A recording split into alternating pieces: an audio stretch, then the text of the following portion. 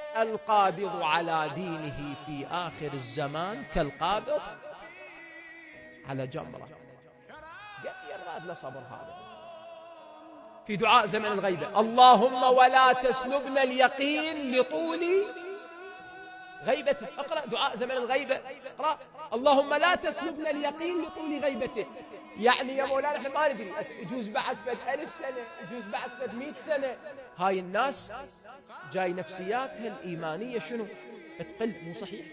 ملاحظين المجتمع ولا؟ بدأ شوية شوية يتنزل إيمانا يتنزل إيمانا يتنزل إيمانا، إلى أن راح يوصلون إلى رتبة لما يشوفون هذا جور منتشر وظلم منتشر وماكو رادع للبشرية، راح يقولون الظاهر هاي قضية الإمام الحجة اللي احنا مكلبين بيها ومسلين أنفسنا بيها، الظاهر هي أسطورة هاي، يعني لا أكثر ولا أقل.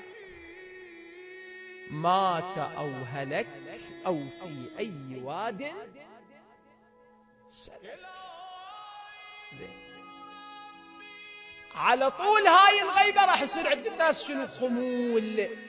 خمول بالدين، خمول بالتمسك بأهل البيت صلوات الله عليهم. خمول يصير. الآن يروح مريض إلى الحسين، يتشلب بالشباك مال الحسين، ما تشافى مريضة. يرجع يتشلب بشباك موسى بن جعفر، ما تشافى مريضة. يرجع لعلي بن أبي طالب، ما تشافى مريضة. لما تزوره تقول له إيش عجب ما رحت، زورته، توسلت، يقول لك عمي مليت، هسه شنو هاي، أخذته زورته، كلهم زورته، إيش ما سووا لي؟ صحيح؟ هذه العبارة سامعينها أنتم أكيد من البعض، كل شيء ما سووا لي. هذه يسمونه خمول دين، هذا خمول اعتقادي. ما يبقى عنده اعتقاد، يبقى يقل شوية شوية شوية شوية شوية شوية. زين، فهذا المجتمع ينحدر ينحدر ينحدر ينحدر إذا غاب الإمام عنه، إلى أن شنو؟ يأيس. ولذلك اللي يحفر بئر يريد ماء يحتاج له شنو؟